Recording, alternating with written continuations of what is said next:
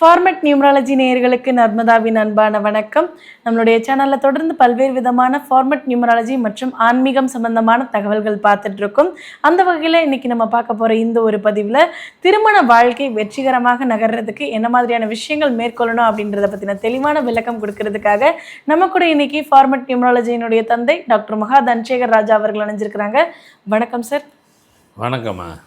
Sir, இப்போ அவங்களோட திருமண வாழ்க்கை, மக்களோட திருமண வாழ்க்கை ரொம்ப நல்லா போகிறதுக்கு டேட்லேருந்து பேர்லேருந்து என்னென்ன விஷயங்கள்லாம் ஃபாலோ பண்ணால் அவங்களுடைய திருமணம் அப்படின்றது சிக்கல் இல்லாமல் ரொம்ப சுமூகமாக போகுன்றதை பற்றி நிறைய பதிவுகள் நம்ம சொல்லியிருக்கோம் சார். இருந்தாலும் கூட திருமண வாழ்க்கை ரொம்ப திருப்திகரமாக, ரொம்ப சந்தோஷமாக, ரொம்ப சக்ஸஸ்ஃபுல்லாக நகரணும் அப்படின்னா இந்த ஒரு விஷயத்தை கண்டிப்பாக நீங்கள் கவனத்தில் வச்சுக்கணும் அப்படின்னா எந்த விஷயத்தை நீங்கள் சொல்வீங்க சார்? கண்டிப்பாக ஆமாம். திருமண லைஃபு சக்ஸஸ் ஆகிறதுக்கு எல்லாருமே பல வகையில் பல ஆங்கிளில் பல ஆங்கிளில் எல்லோரும் அதுக்கு தேடி கரெக்டாக செய்கிறாங்க. இப்போ நாம் அதை கொடுக்கும்போது அதை ஃபாலோ பண்ணுறாங்க. நானும் அதை புதுசாக ஒரு ஆராய்ச்சி பண்ணி ஒன்று ஒன்றாக கொடுத்துட்ருக்குறோம். இந்த முறை நான் பார்க்கணும். ஏன்னா ஏன் இது மாதிரி டிஸ்டர்பன்ஸ் வந்துடுது, ஏன் டிஸ்டர்பன்ஸ் ஆகிட்டே இருக்குது, என்னென்ன ரீசன்லாம் இருக்கும் இப்படிலாம் பார்க்கும்போது சில இதெல்லாம் பார்த்தீங்கன்னாக்கா கரெக்டாக இப்போ நான் ஒன்று சொல்ல போகிறேன், அதுவும் அதுக்கு அடாப்ட் ஆகுது, ஒத்து போகுது.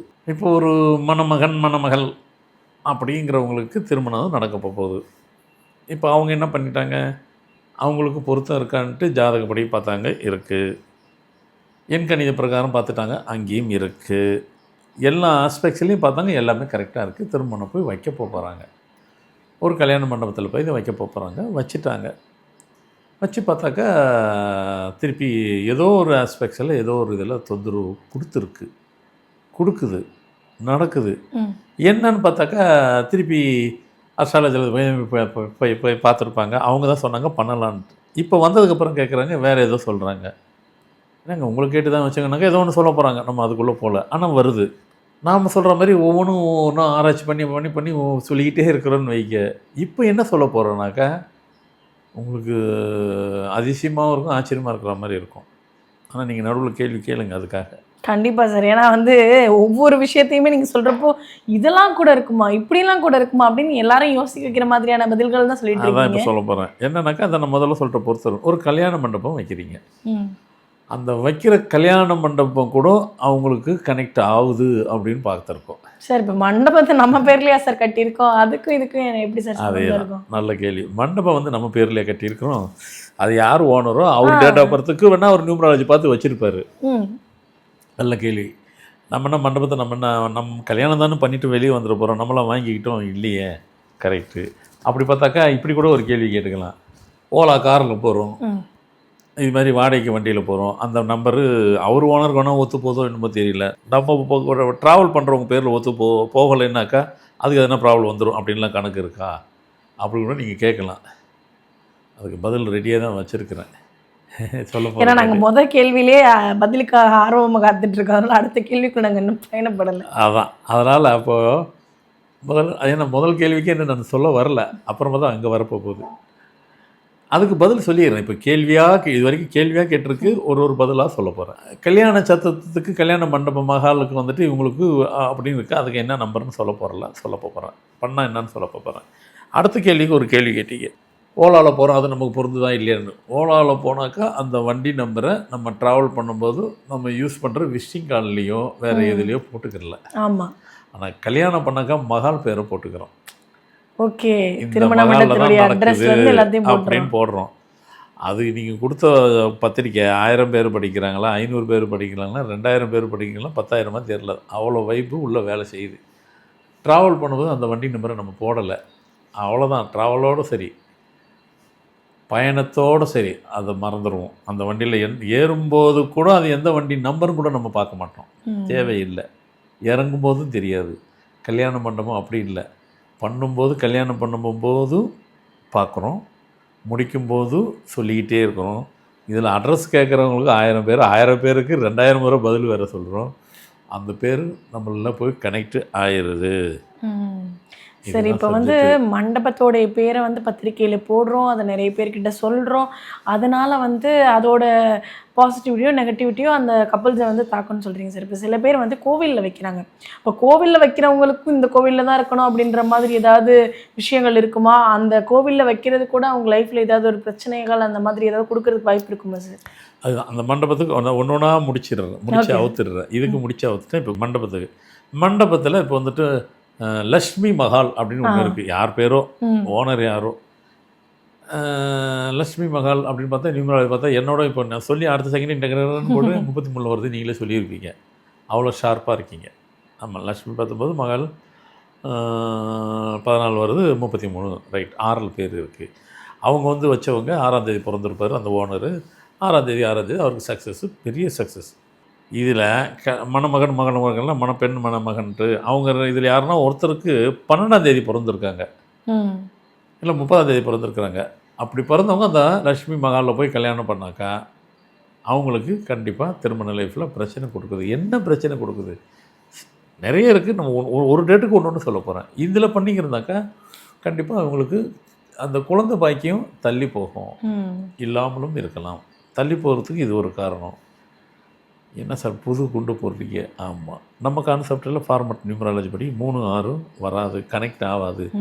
அதை அப்படி பண்ணிங்கனாக்கா குழந்தை பாக்கியம் தள்ளி போகும் அப்படின்னு சொல்லியிருக்கிறோம். சரிங்களா? ஓஹோ, இவ்வளோ விஷயம் இருக்கா? ஒரு திருமண மண்டபத்தில் வந்து பேர் பொறுத்து இந்த குழந்தை பிறக்கிறது அப்படின்ற ஒரு விஷயம் கூட பிரச்சனையை ஏற்படுத்துமா சார்? கொடுக்குது, நடக்குது. ரிசர்ச் பண்ணால் இங்கெல்லாம் இருக்குது. ஏன்னா இப்போ ஒரு மனிதன் வாழ்கிற வாழ்க்கையில் ஒரு மனிதன் வாழ்கிற வாழ்க்கையில் எவ்வளோ பிரச்சனையை நான் பார்க்குறேன் அப்படிங்கிறோம். அப்போ இவ்வளோ உங்கள் பிரச்சனைக்கு காரணம் சிம்பிளாக சொல்லிடலாம். உங்கள் டேட் ஆஃப் பர்த்துக்கு பேர் தப்பாக இருக்குங்க, அதனால் எல்லாம் அப்படி ஒரு வரியில் சொல்லி முடிக்காமல், இல்லை அதுதான் மெயின் ரோலு, அதில் ஒன்றும் டவுட்டு கிடையாது. அதுதான் மெயின் ரோலு, அதுதான் மெயின் ரீசனு. பல ஆஸ்பெக்ட்ஸ்லேயும் நம்ம ஆராய்ச்சி பண்ணும்போது இப்படிலாம் தகவல் வருது. ஏன்னா நான் வந்து பார்த்தாக்கா சில பேருக்கு அப்படி இருக்குது. இது ஒரு ப்ராப்ளத்தை தான் நான் சொன்னேன். இது மாதிரி நிறைய ப்ராப்ளம் இருக்குது. நிறைய ப்ராப்ளம் வெவ்வேறு ஆங்கிளில் இருந்து வெவ்வேறு ஆஸ்பெக்ட்ஸ்லேருந்து கிரியேட் ஆகுது. இப்போ குழந்தை பாக்கியத்துக்கு மட்டும் சொல்லிட்டேன். சில இது வந்துட்டு அந்த மகாலில் வந்துட்டு கான்ட்ரவர்சியாக அவங்களுக்கு ஓகேவாக இருக்கலாம், ஓனருக்கு இருக்கலாம். போய் செய்கிறவங்களுக்கு பண்ணுறவங்க அவ்வளோ பேருக்கு இருக்கலாம் நான் சொல்ல மாட்டேன். யாருக்கு ஒத்து வரலையோ, யாருக்கு கனெக்ட் ஆகலையோ, ஒத்து போகாமல் இருக்கும், அவங்களுக்கு ப்ராப்ளம். அதுக்கு தான் ஒரு எக்ஸாம்பிளுக்கு ஒன்று சொன்னேன். ஏன்னா அதையே நான் ஒரு 10 சொல்லி அவர் கல்யாணம் நம்ம நடத்த வேண்டாமா? இல்லை, சப்ஜெக்ட் என்னென்னா அவர் நடத்துகிறத நடத்திட்டோம். நீங்கள் அதையும் பார்க்கணும் தான் நான் சொல்கிறேன். ஏன்னா கல்யாணம் ஒன்று டேட் ஃபிக்ஸ் பண்ணிட்டோம் அப்படின்னா இருக்கிறதே குறைஞ்ச முகூர்த்த நாள். அதுலேயும் வளர்பிறை முகூர்த்தம், தேய்பிறை முகூர்த்தம்னு பார்த்து அதுலேயும் வந்து மண்டபத்தை பார்த்து அந்த மண்டபத்தோட பேரும் பார்க்கணும் அப்படின்னா இங்கே பல பேர் கல்யாணம் வெயிட்டிங் லிஸ்ட்டில் போயிடுமே சார். ட்ரெயினில் போகிறதுக்கு வெயிட்டிங் லிஸ்ட் வர மாதிரி வந்துடும், கல்யாணம் பண்ணுறதுக்கு வெயிட்டிங் லிஸ்ட் அப்படிங்கிற மாதிரி. ஏங்க கல்யாணம் மண்டபம் கிடைக்கிறது பெரும்பாடு. இதில் வேறு இப்போ புதுசாக இதை வேறு சொல்லிட்டீங்க. அப்போ நாங்கள் கல்யாணம் பண்ணுறதா வேண்டாமா? இல்லை நாங்கள் வெயிட்டிங் லிஸ்ட்டில் வச்சுக்கலாம். வீட்டு வாசல் அந்த காலத்தில் மாதிரி வீட்டு வாசலில் வச்சு கல்யாணத்தை முடிக்கிறது சிறப்பாக இருக்குமா? அப்படிங்கிற கட்டாயத்தை கொண்டு போயிடுவீங்க போல இருக்கேன். நாம் ஜெயிக்கணும். நாமங்கிறது உங்களை, நீங்கள் ஜெயிக்கணும். அதுக்கு எங்கெங்கெல்லாம் உங்களுக்கு வந்து இடர்பாடு, ட்ராபேக்ஸு எங்கெங்கெல்லாம் இருக்கோ அதெல்லாம் களையறதுக்கு தான் உங்களுக்கு வழி சொல்லி கொடுக்குறேன்.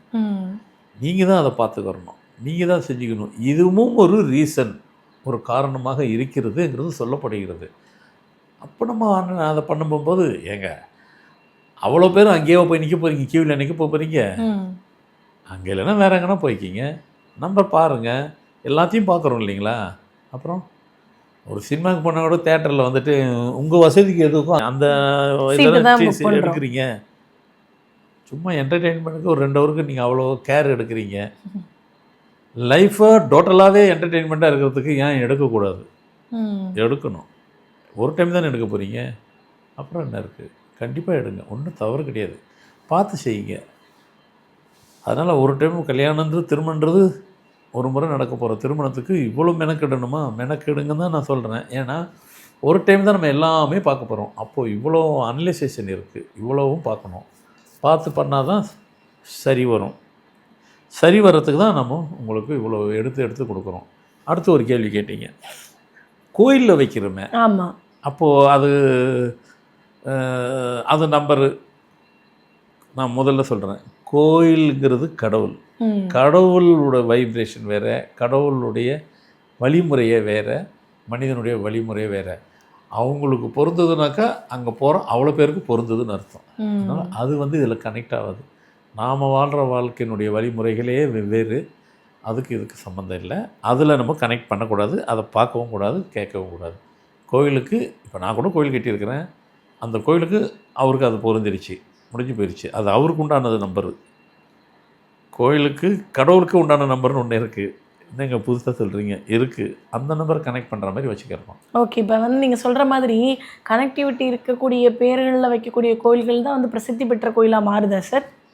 அப்போ அந்த கனெக்டிவிட்டி இல்லாமல் இருக்கிற கோயில்கள் அந்த பிரசித்தி அர்த்தம் அதுதான். நான் அதுக்குள்ளே ரொம்பவும் போகல. அது நம்ம கோயில் இருக்குது, நம்ம கோயில் இப்போ வேறு லெவலு. இப்போ எல்லோரும் போய் பாருங்கள், வேறு லெவல். ஆனால் அப்படிலாம் வரும்னு தெரியும். நான் கோயிலை வைக்கும்போது சொன்னது இது உலக அளவில் பிரதிஷ்டை பெற்ற கோயிலாக வரும்னு போயிட்டுருக்கு. ஒரு நாளைக்கு குறைஞ்சபட்சம் 2 பேராவது வெளிநாட்டிலேருந்து வராங்க. உள்ளூர்லவங்க எவ்வளோ பேர் வராங்க அதுக்கு நான் போகல. வெளிநாட்டிலேருந்து கம்பல்சரி 2 பேராவது வந்துட்டு மெனக்கிட்டு வந்துட்டு போகிறாங்க. அதாவது நாங்கள் டூருக்கு வந்தவங்க ஃப்ரெண்ட்ஸை பார்க்க வந்து, ரிலேஷன் பார்க்க வந்து, எங்கள் வீட்டுக்கு வந்து பார்க்க வந்தெல்லாம் சொல்லலை, கோவிலுக்காக. அதில் தான் அங்கே விசேஷம் இருக்குது. நான் எங்கள் லீவுக்காக வீட்டுக்கு வந்தேன், அப்படியே கோயிலை பார்த்தேன். அது பொதுவானது.